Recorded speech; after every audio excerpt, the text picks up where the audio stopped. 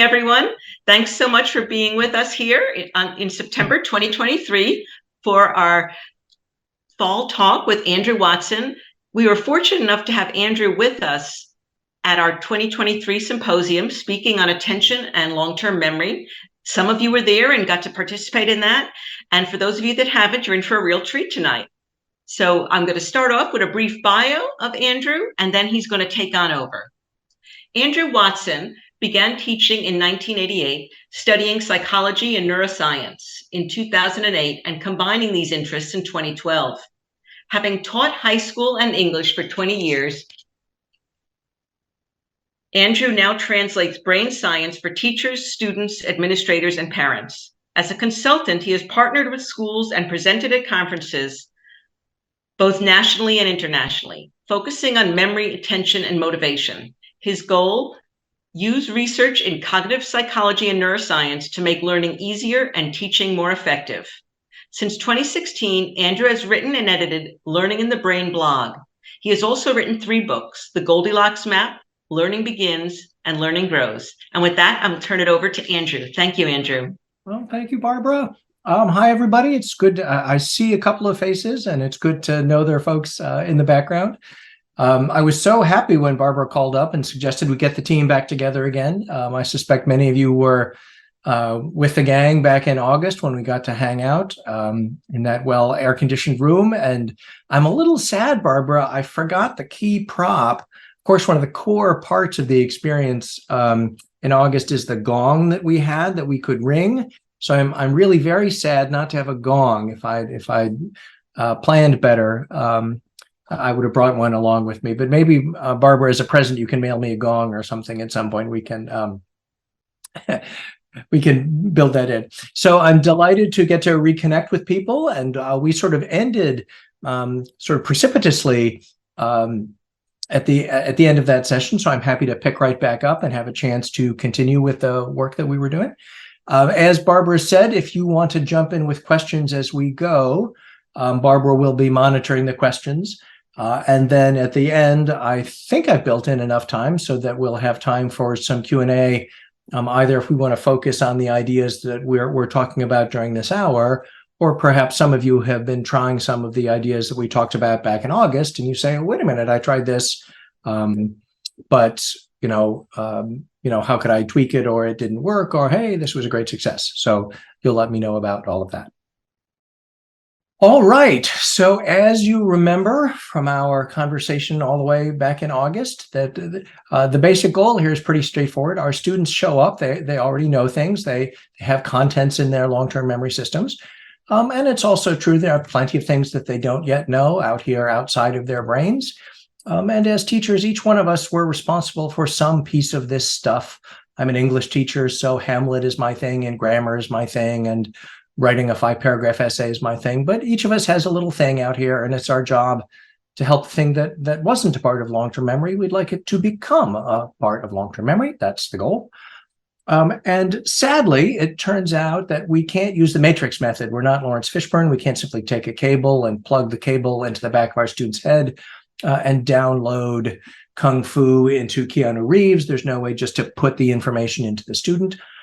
So what the project that you and I are working on, both back in August and now, is we say, well, gosh, if it's true that learning happens in the brain and learning happens in the mind, then those of us who are interested in teaching and learning, well, the more that we know about psychology, maybe, the more we know about neuroscience, maybe, the more we know about brain sciences, the more successful we'll be in helping students form those new long-term memories.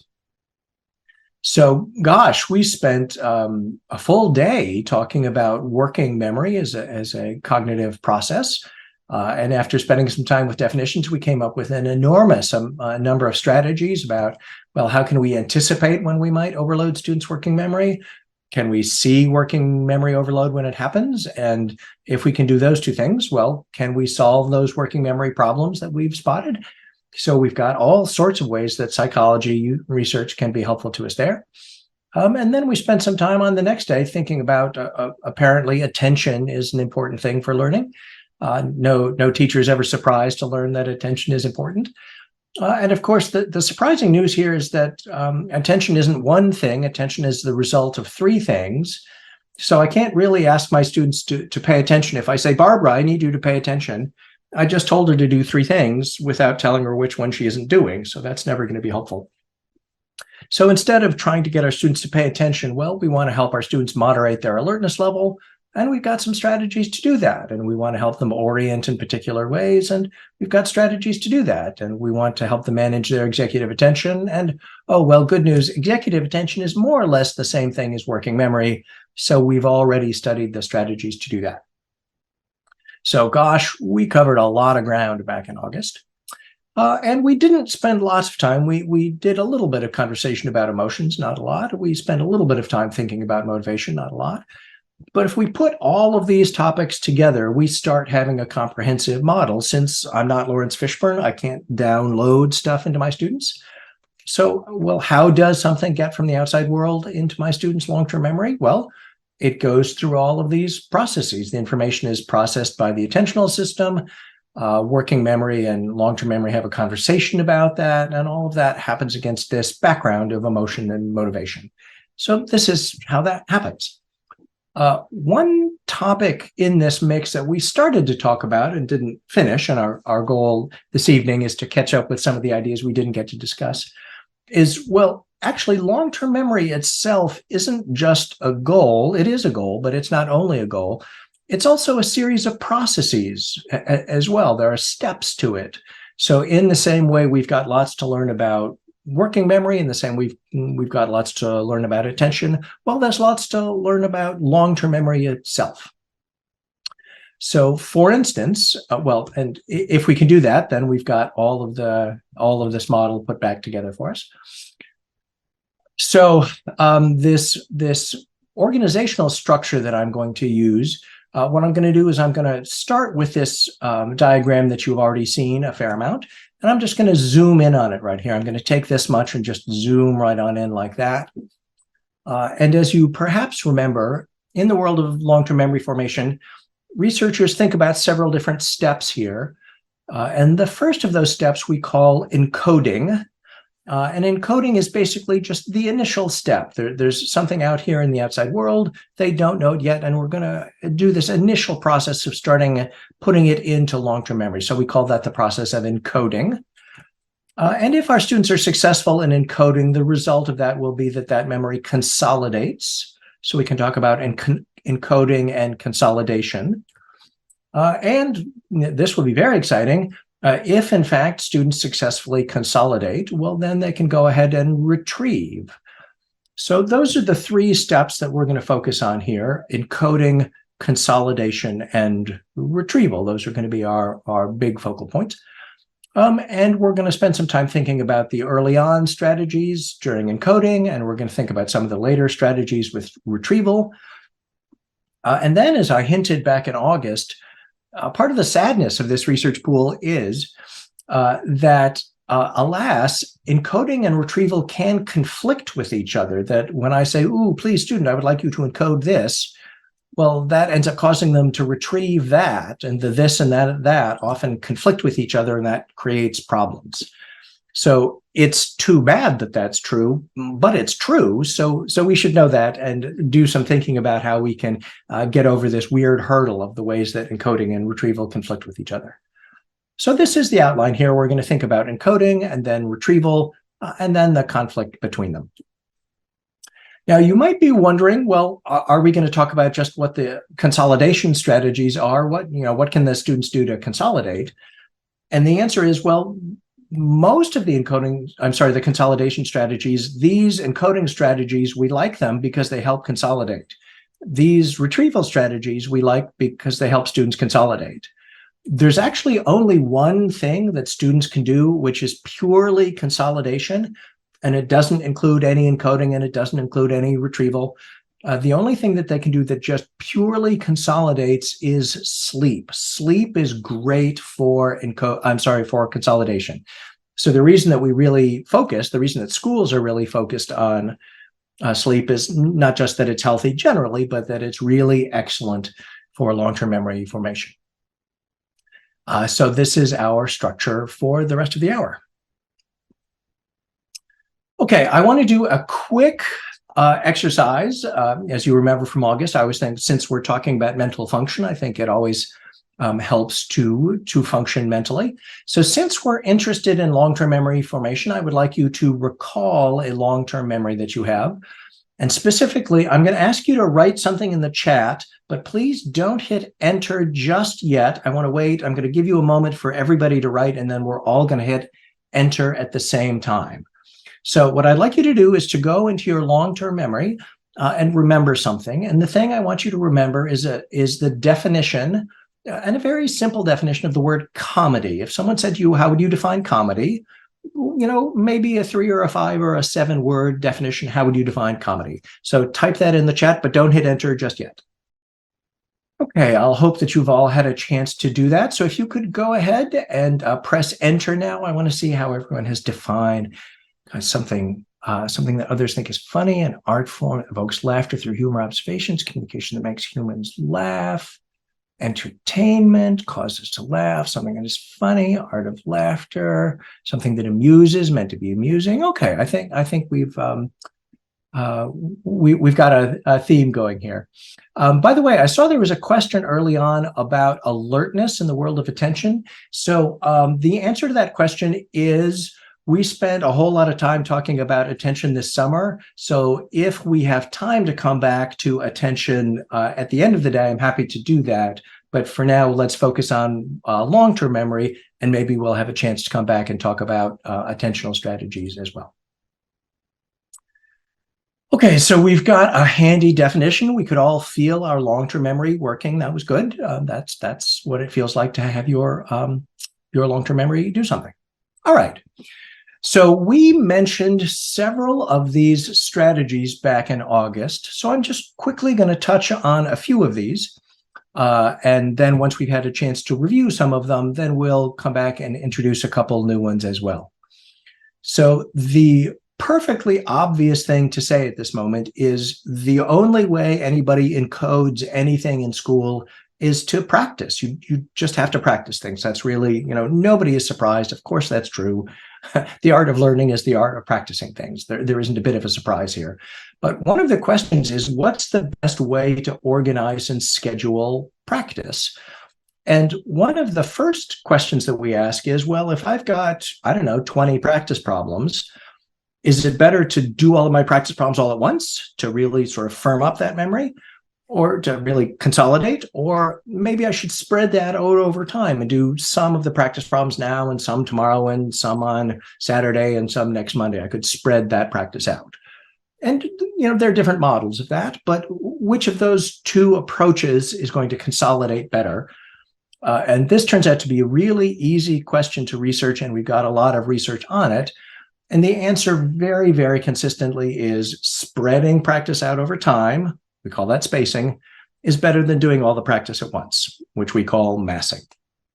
And just as one study that we could look at about this, so here are some students who did all of the practice problems at once, and gosh, they remembered a lot after a week. After a week, they remembered a lot, but after a month, they kind of forgot a lot. But the students who spread their practice out over a week, well, gosh, after a month, they remembered twice as much. And this is just one very quick, simple study. I talk about it because it's easy to explain.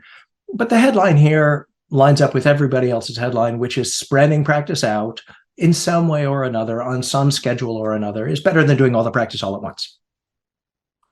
So for instance, I think I showed you this example back in August. So this is a teacher named Mr. Benny. He was teaching a science curriculum that had 8 topics to it. So what he decided to do was spread practice out for each of his 8 topics. So for the first topic, he taught it, and they practiced it here in September. And then here in October, they weren't talking about it in class, but they were still doing homework problems that related to that topic. So he's spreading practice out over time. And then, oh, by the way, in December, he also taught another little quick lesson on this first topic. And then, in April, he taught another little quick lesson. So he's spreading practice of this first topic out over the course of the year so that the students are touching on this idea and practicing this idea many times in order to spread practice out. And he did the same thing with the second topic and the same thing. In fact, he did the same thing with all of these topics. So his plan for the year ended up looking like this. On the one hand, you sort of understand how Mr. Benny created this plan if spacing things out is a good idea. But you also might start to worry, well, wait a minute, what this means is that in January, they're thinking about 4 different things at the same time. In February, 4 different things. Good heavens, look here in May, they're thinking about 5 different topics at the same time. And maybe that's going to turn into a bad idea, that if I'm going to spread practice out, well, then my students are automatically going to be thinking about many different topics. And maybe if they're thinking about many different topics, that's going to cause confusion and muddle. So what do we do about that?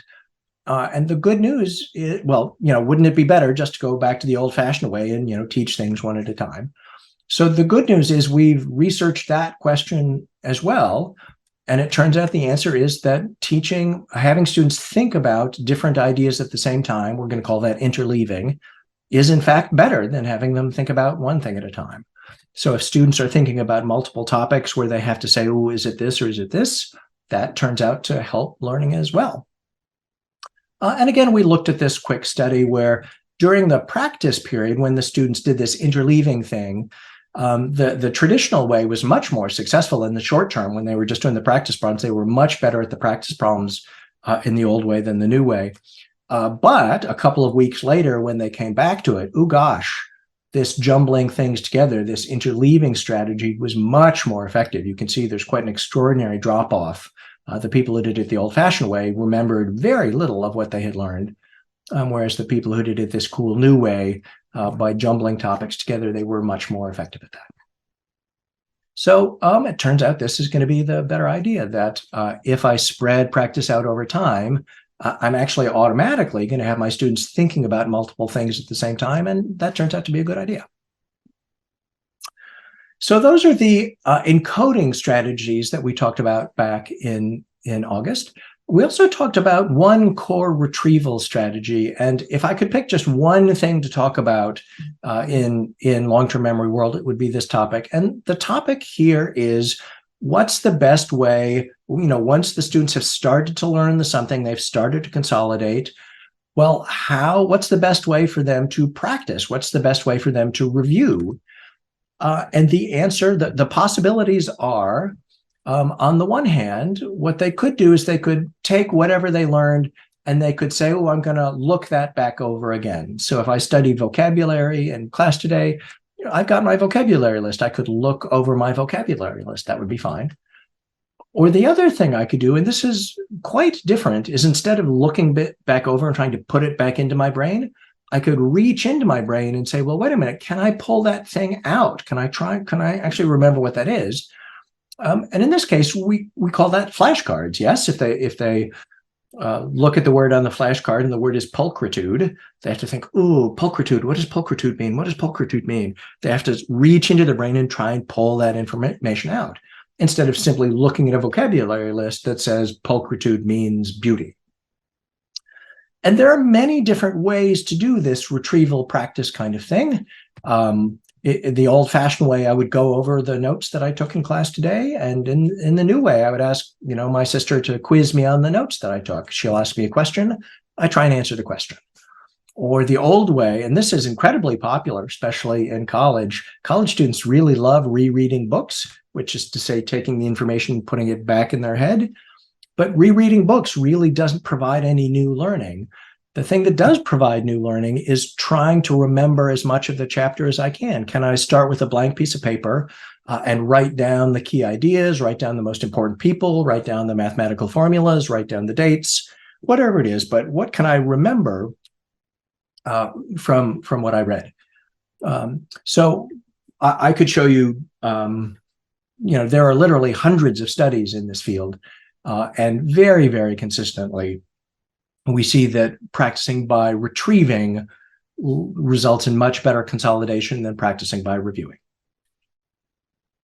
Now there is, oh, and yes, by the way, back in August, we did a great deal of this. I kept showing you this slide and asking you to see if you could remember what words were there. So this was just a very simple example of retrieval practice. That's all that was.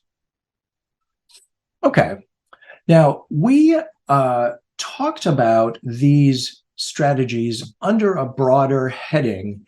And that broader heading, the conceptual focus here is something that we call desirable difficulties.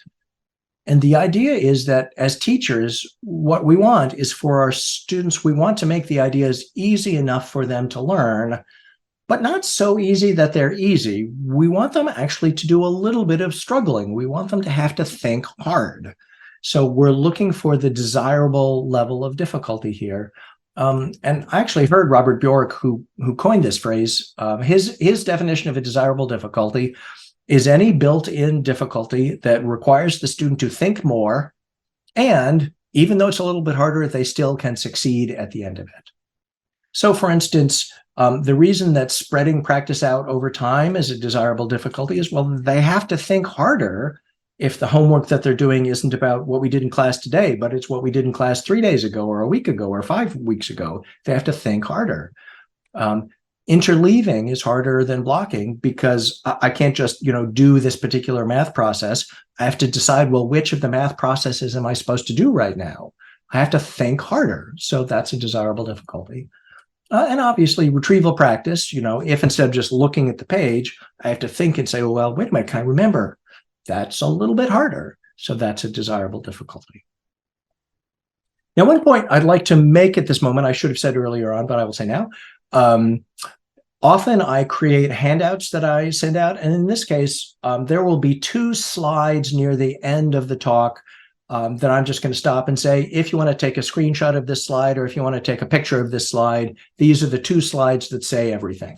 So you may take as many notes as you like, but if you don't want to take notes, that would be a fine thing because there are going to be 2 slides and the 2 slides have everything. So I'll highlight those 2 slides for you. Okay, the first new thing that I want to talk about is an encoding strategy called pre-questions. And here's what I mean by pre-questions. It is, of course, true that all the time in school, we're constantly asking students questions. We ask them questions before a unit, we ask them during class, we have to ask them after the class. It happens all the time. So for instance, after a class, some of the questions we ask them, we call those a test. That's one way of asking questions. But also that retrieval practice thing that I just talked about. It's often helpful for students to ask themselves questions after a class. That's retrieval practice. That's good. During class, we ask them questions to check for understanding. That's good. And we can use retrieval practice in class. That's good. There are at least 2 good reasons to ask students questions before a unit. The first of them is, as we talked about when we thought about working memory, we want to evaluate their prior knowledge. We need to know how much they know so that we can be sure that we're giving them the right amount of new information. If there's too much new information, they can't process that in working memory. So we need to start in the right place. We need to evaluate their prior knowledge. But this other idea, pre-questions, is quite a counterintuitive idea, and it's actually quite different from all of these things here. The idea of pre-questions is, so let's imagine that I've determined here are the 5 or 6 ideas that are most important in the lesson that I'm about to teach. And I'm quite certain that my students don't know this information. So I'm not evaluating their prior knowledge with pre-questions. If I ask them a pre-question about these 5 or 6 things, on the one hand, they can't possibly know the answer. They're going to get the answer to the question wrong. But for some mysterious reason that we're actually not quite sure about yet, simply struggling to answer a question about something at the beginning of class means they learn it better when they ultimately get there. So if you begin a unit or a class by asking a couple of pre-questions, especially questions that they can't answer, when you get to that point in the class, when the answer is revealed, they will learn that answer better. So that is the goal of a pre-question. And those goals are quite different from all of these other goals here on this chart that I've made. So just to show you one very simple study about this, this is work done by Faria Sana. She was looking at learning objectives. And in this very simple study, they had students who saw learning objectives that were framed as statements, and other students saw learning objectives that were framed as questions. And by the way, the questions didn't have answers to them. They were just given as questions. And sure enough, when they switched the form of the learning objective from a statement to a question, the result was at the end of the unit, the students learned the information better. It's a very simple change. Now, I do have a few suggestions about pre-questions, which to some degree go beyond the research, but I'll say them anyway. The first suggestion is most research I know of about pre-questions is done with college students. And my concern about switching from the world of college students to younger than college students goes like this. I think if my students every day come into class and I ask them questions that they don't know the answer to, I think fairly quickly they're going to learn that I'm asking them questions that they don't know the answer to, and they're going to stop trying. There's just no point in trying to answer the question. They know that I always ask them questions that they can't possibly know the answer to. So I actually think, in my view, pre-questions are a strategy that we should use relatively infrequently, because if we use it a lot, the students will learn that when I'm asking them questions at the beginning of class, they don't really need to know the answer, so they don't need to think about it. That's not a research-based piece of advice, but that's my impression. I just think that's true. So if we should use them infrequently, well, what's the best time to use them? And I think the answer is, well, use pre-questions to focus the students on the most important stuff. So back when we talked about working memory in August, we talked about this idea of powerful knowledge and sort of deciding in advance what the most important ideas are. Well, if you've already decided in advance what the powerful knowledge is, what the most important ideas are, well, then those will be really good pieces of information to highlight with pre-questions, because it's a strategy you use only rarely. So that would be my suggestion. There is a third point that I'm going to come back to at the end of the show. So we'll come back to the slide later on. The last point, I do need to give you a warning about something that I find very frustrating. I find psychologists really bad at naming things. So you and I know that the word test is a terrible word in schools. Teachers hate tests, students hate tests, parents hate, everybody hates tests. Tests are bad. So if I'm going to name something that I want my students to do, or my faculty to do, I definitely shouldn't put the word test in it, because if I put the word test in it, then no one will want to do it because they're going to think it's a test. So I should avoid the test brand. It's a toxic brand. So here's the thing. This thing that I've been calling pre-questions, everybody else calls pre-testing. When you look at the research on it, the research is about the effect of pre-testing. But the key, it's not testing. Nobody's grading anything. It's definitely not a question. It's just questions. All it is questions. So I wouldn't talk about it as pre-testing. I wouldn't use that language with your students or your peers. Ugh, it's a terrible word. But be aware, when you go into the research world, you'll see that people are using the word pre-testing a lot, even though it's the worst possible word. So this is the additional encoding strategy that I think is helpful. Spacing is a really good idea. Interleaving is a really good idea. And infrequently, I think pre-questions can be very helpful. The next topic I want to add, we've added over here in the world of encoding. I do want to add over here in the world of retrieval. So early on, I've said once they've started learning something, we use this idea of retrieval practice. So once retrieval practice is really solid, once they just got it, is there something later on that I can do? Like if they're just super good at recalling things, what else have we got? And there's a group of strategies which people are starting to call generative learning. And many of you who won books back in August will remember that you won this book about generative learning strategies. And this is going to be a fairly happy moment here, because I'm going to put a long list up here and you're going to worry and you're going to say, oh no, that's such a long list of things that we need to define. And the good news is we don't need to define any of them. You know exactly what all of those things mean. So summarizing is a generative learning strategy. Drawing a map is a generative learning strategy. Teaching something is a generative learning strategy. You know what all of they mean exactly what you think they mean. And the core idea here is, whereas retrieval practice, for the most part, is simply retrieving something, I think the easiest way to think about it is generative learning is retrieving something and doing something with it. I'm not just saying, ooh, I remember this. I'm saying I remember this, and now I'm going to manipulate it by explaining it to someone else. I'm going to manipulate it by trying to imagine what this would look like in my head. I'm going to manipulate it by acting it out in some way. So all of these different things are perfectly straightforward ways of not just remembering something, but remembering and doing something with it. And I think this makes sense as a desirable difficulty. The first thing I need to do is remember, and then once I've remembered, I need to start applying what I've learned. Now, one of the reasons I really like this book is they're really very good about breaking it down and saying not just are these good ideas, but what age groups are these good ideas for? So for instance, very much to my surprise, we've got a lot of research showing asking college students and high school students to draw things helps them learn them.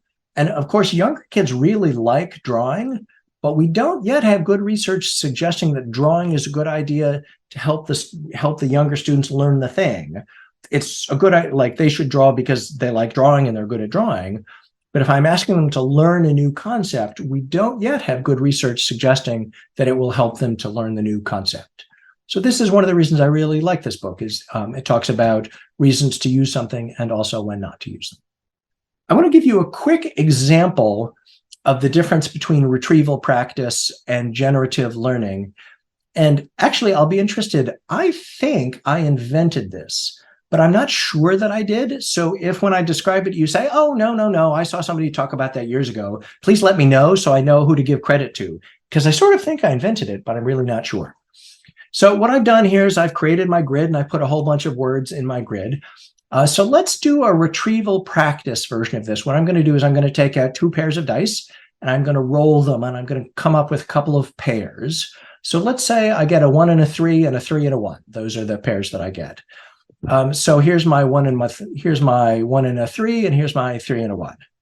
So what I'm going to say is, okay, I've got these 2 terms here. What I'd like you to do, please, is to define each of these terms. I say, okay, desirable difficulties. I'm doing retrieval practice here. So desirable difficulties, well, Robert Bjork says a desirable difficulty is any difficulty that causes the student to think more, but they ultimately succeed. That's the definition of a desirable difficulty. I've retrieved that. And active learning, yes. Active learning is this concept that cognitive scientists came up with. And what they meant by active learning is asking students to think actively, to think hard about something. But when that concept made its way into teacher world, it got a little sort of, the translation got lost. So it's often interpreted to mean we need students to be physically active during class. We need them to move around a lot during class. So this is a widely misunderstood term. That's actually not what cognitive scientists meant. So there, I just did some retrieval practice. I've remembered the definitions of these 2 terms. So can I take that retrieval practice exercise and turn it into a generative learning exercise? And I think to do that, I simply need to ask a third question, which is to say, okay, well, now that you have retrieved these 2 terms, can you think about how they interact with each other? How do they overlap? How do they talk to each other? What's the relationship between desirable difficulties and active learning? So what I'm going to do, I'm going to be quiet for about 30 seconds, and I'm going to let you think about that and think about what you think the relationship between desirable difficulties and active learning would be. Okay, so there you have it. That's the difference between retrieval practice and active learning. That when I simply ask you to recall the terms, well, that's retrieval practice. But when I ask you to recall the terms and put them together in some new way, now we've switched from the world of retrieval practice to the world of generative learning. All right, we are cooking with gas. We've made some real headway. We've got several strategies now to think about this process of long-term memory formation. So what I want to do now, I said to you that it's too bad that encoding and retrieval conflict with each other, but they do, so we should talk about it. But before we talk about that, I think by this point in the evening, you've earned a video. So I want to show you a video. Clearly, somebody in this room murdered Lord Smythe, who, at precisely 3:34 this afternoon, was brutally bludgeoned to death with a blunt instrument. I want each of you to tell me your whereabouts at precisely the time that this dastardly deed took place. I was polishing the brass in the master bedroom. I was buttering his lordship's scones below stairs, sir. Why, I was planting my petunias in the potting shed. Constable, arrest Lady Smythe. But how did you know? Madam, as any horticulturist will tell you, one does not plant petunias until May is out. Take her away. That's right, madam. It's just a matter of observation. The real question is, how observant were you?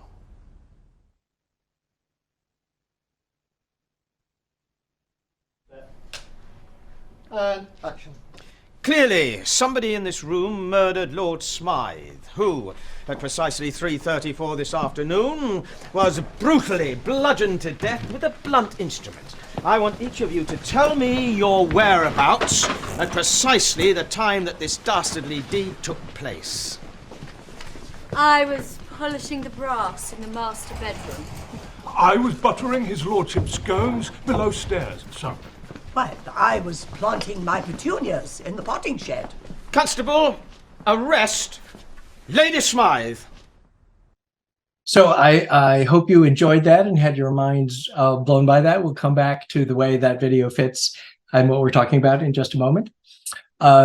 So I want to do one more exercise with you, and this is going to be the simplest exercise we do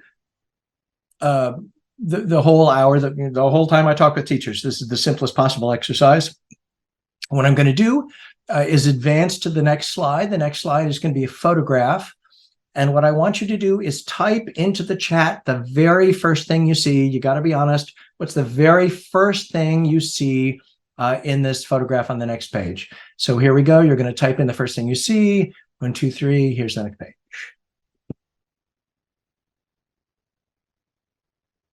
Okay, so it's actually pretty evenly split here. So about half of you saw some natural things here, but about half of you perceived a face when you looked at this picture. And it's really interesting that about half of you perceived a face when you looked at this picture, because it's not a face. Those are birds. Those are birds. We've got a lot of research on this picture. That's not a face. Those are birds. And the reason I think this is such a helpful exercise is it helps us rethink how it is that we think about vision. So I think most of us think the way vision works is, well, here it is, there's stuff out here in the environment, and light bounces off the stuff and it goes into our eyeballs and it goes into our heads and we perceive it, and look, we saw the thing. And that's definitely not how vision works. The way vision works is there's stuff out here in the environment and light bounces off it and comes towards us.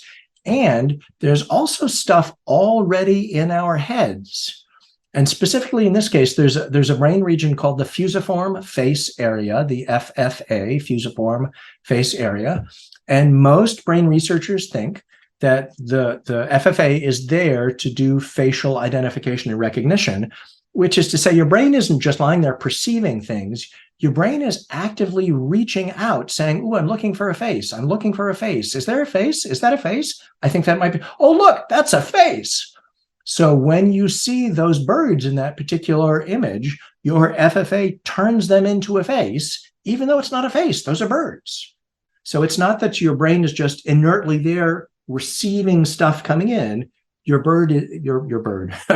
brain is sending out expectations, and the expectations are transforming the incoming information. This is true for perception, and it's true for perception because many of you just experienced it. It's also true for cognition.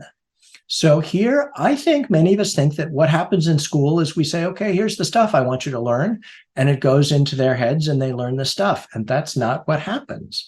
What happens is there's definitely stuff, and we definitely say the stuff, and our students have preconceptions about these ideas. And those preconceptions aren't just lying there. They're actually reaching out into the world saying, oh, does that fit my preconception? Does that fit my preconception? Does that fit my preconception?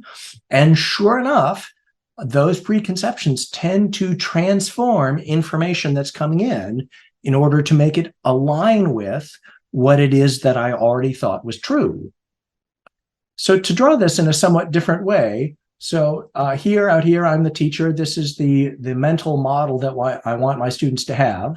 So what I do is I say, okay, hey, everybody, here's this mental model. I'd like you to pay attention to that. So they attend to it, and all of that stuff goes into their working memory. And I ask them to noodle it around. So I want it to turn into that so they can get this idea that I have into their long-term memory systems.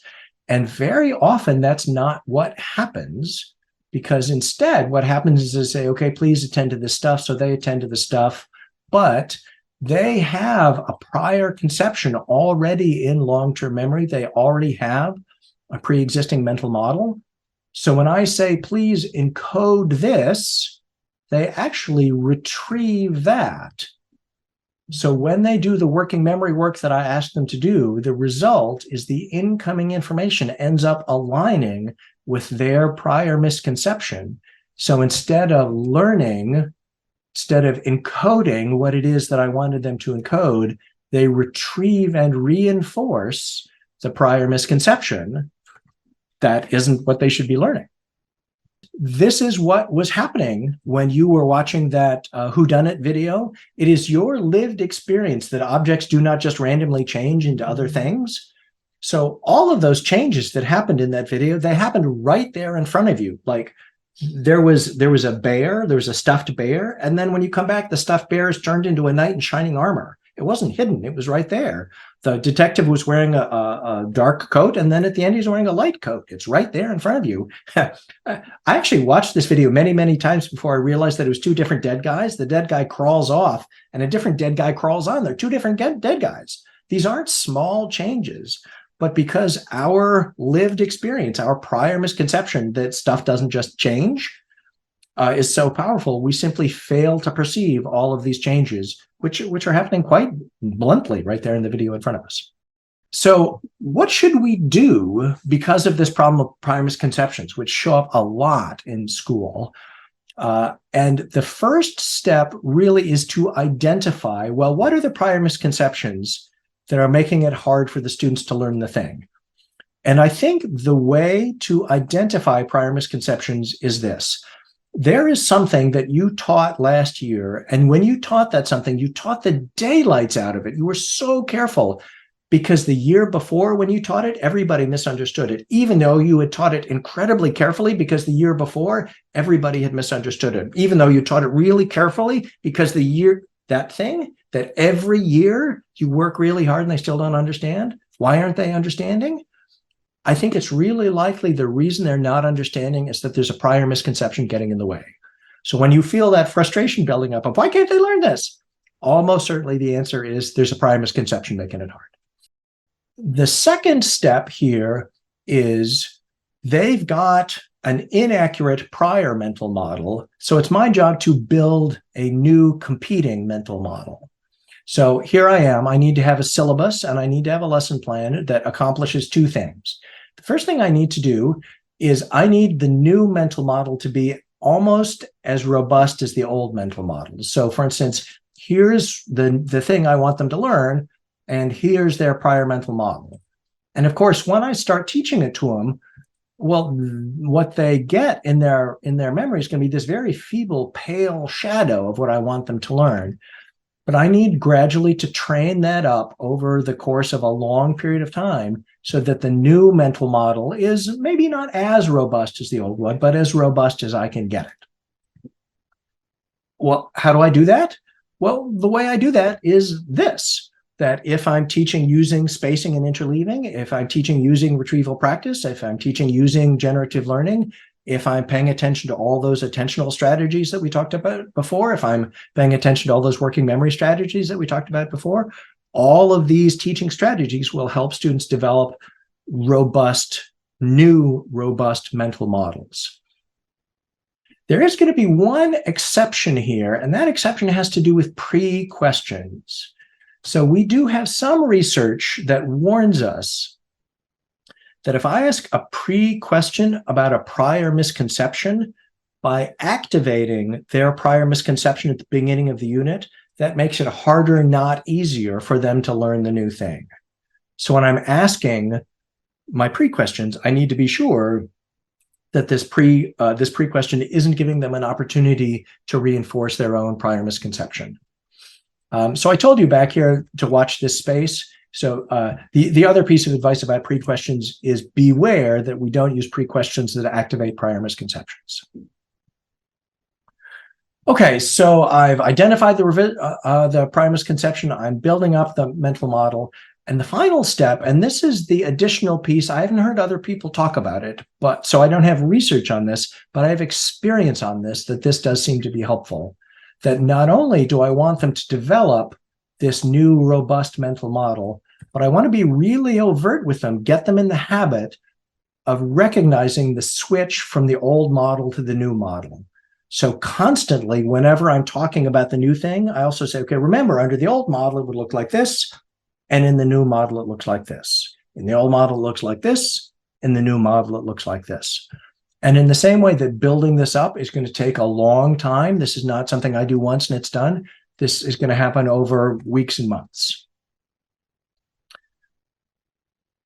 So I said there might be a time that you might want to take a picture of a slide or take a screenshot of a slide. So this is going to be one important bit of information. So I'm going to pause for just a moment here to let people take a picture of this if you're feeling like doing that. I do want to give you a specific example of this because up to this point, this has been a fairly abstract idea. So a little while ago, I asked you to define the word comedy. So in the world of English instruction, this is going to be a real challenge with the problem of prior misconception, because in truth, almost everybody, I think everybody in the chat, basically said some version or another of this, that you have the conception that that's what the word comedy means. And of course, in everyday conversation, that is what comedy means. But in the world of English, that's really not at all what comedy means. Tragedy ends in death and banishment, and it symbolizes the end of society. Whereas comedy ends in marriage and birth and symbolizes continuity of society. It has nothing to do with funny. Funny is not about comedy. Comedy is the opposite of tragedy. Tragedy ends in death and banishment. Comedy ends in marriage and birth. Tragedy is about end of society. Comedy is about continuity of society. And that's why things like a food or a pageant or a musical performance of some kind, these are fairly typical comic symbols because they're the sorts of celebrations that happens at marriage and symbolize social continuity. So this is the mental model that I want my students to develop, and I can tell them this, I do tell them this, but of course they have this very robust prior misconception. And of course, it's a misconception in the world of English. It's not a misconception generally, but if they're, taking an exam on English, it's a misconception. So I'm going to start off really simply. I'm going to help them understand. I'm going to tell them the definition. We're going to do some retrieval practice. We're going to do some spacing and so forth. And I might say, okay, notice here at the end of this story, the short story that we're reading ends with two people going out on a date. So if we wanted to have these two people going out on a date with the old definition of comedy, what would that date look like? And my students would say, oh, well, they'd go to a comedy club and there'd be a lot of jokes and like the guy would fall over and, there'd be some whole comic episode where like something very funny would happen. That would be the comic ending.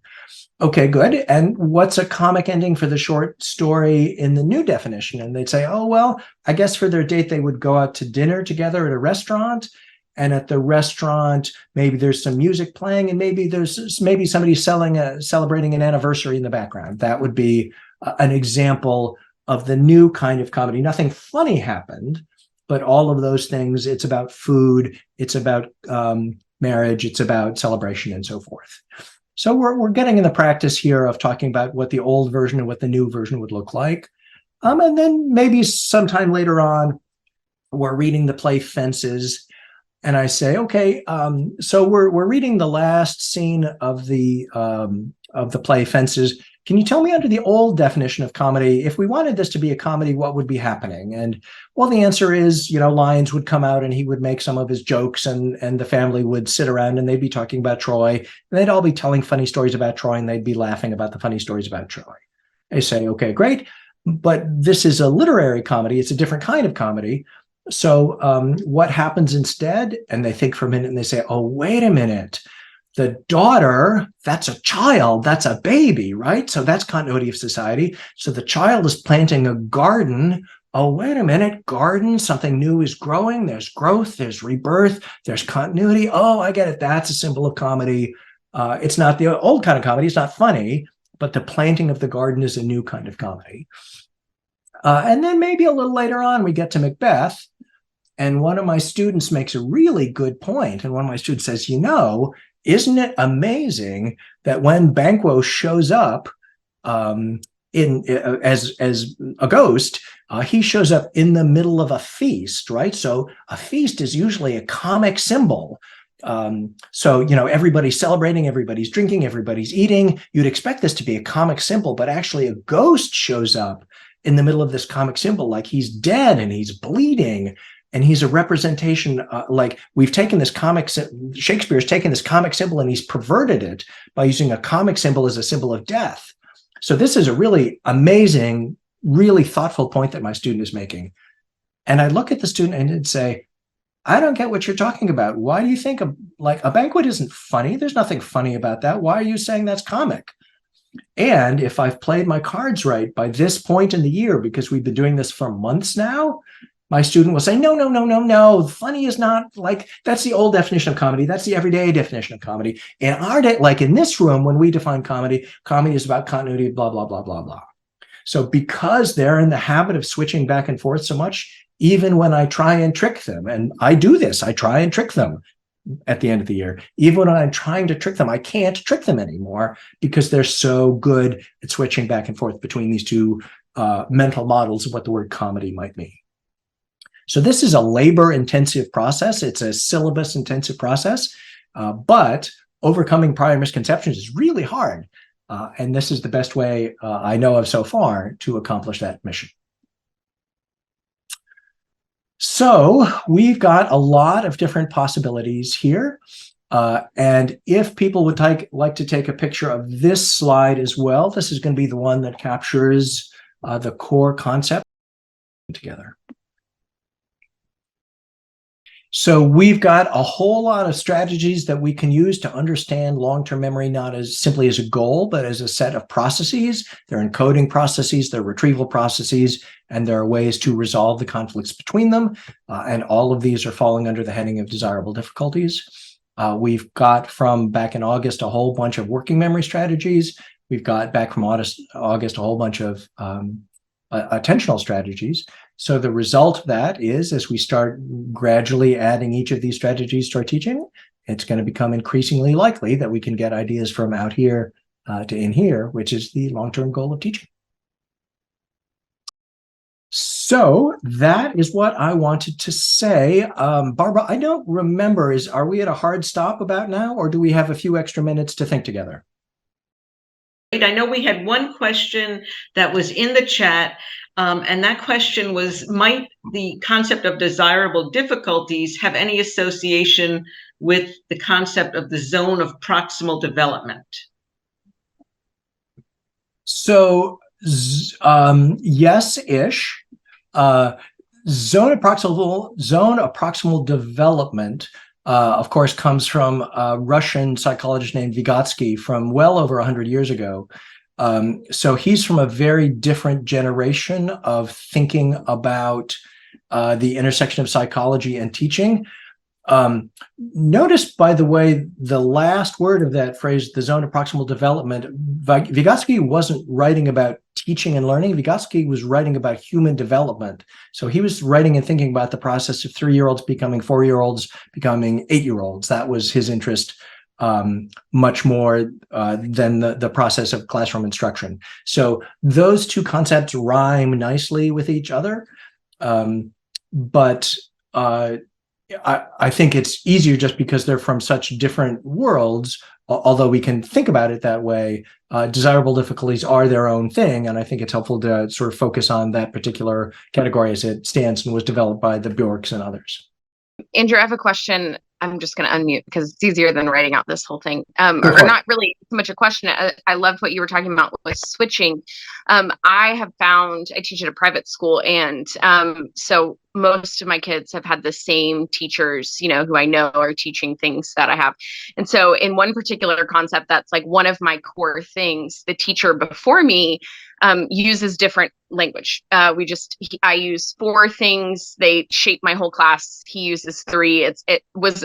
And so when I took over kind of teaching this subject last year, I found that my I have 9th graders, they learn this in middle school when they get really rigid. They erupted and they were like, you hate him. You absolutely hate him because you're doing this differently. You guys have beef. Oh my gosh. And like he had to come to it was a whole thing. And so what I did to set myself up, kind of what you're talking about, the switching, is I had my students tell me how to draw a fish the first day of class. And so I said, how do you draw a fish? And I had them tell me how to draw a fish on the board.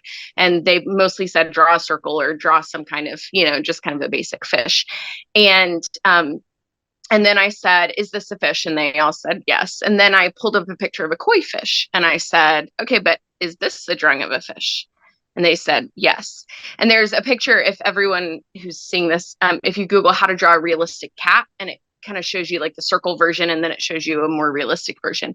And I told my kids, as you grow, you learn to draw in a way that if I said draw a circle, that wouldn't even look close to what that cat looks like. And so there's going to be times that I'm going to tell you things that it will sound completely contradictory to what your other teacher said, but they're both still cats and they're both still good.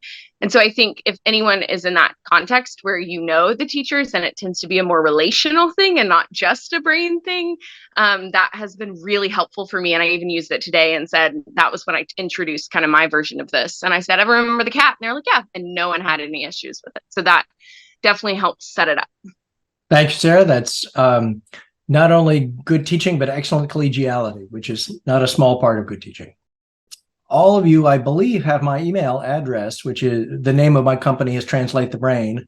So unsurprisingly, my email address is andrew@translatethebrain.com. So I really like talking about these things.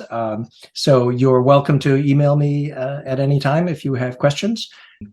Thanks again for being here. We really appreciate you taking your valuable time to be with us.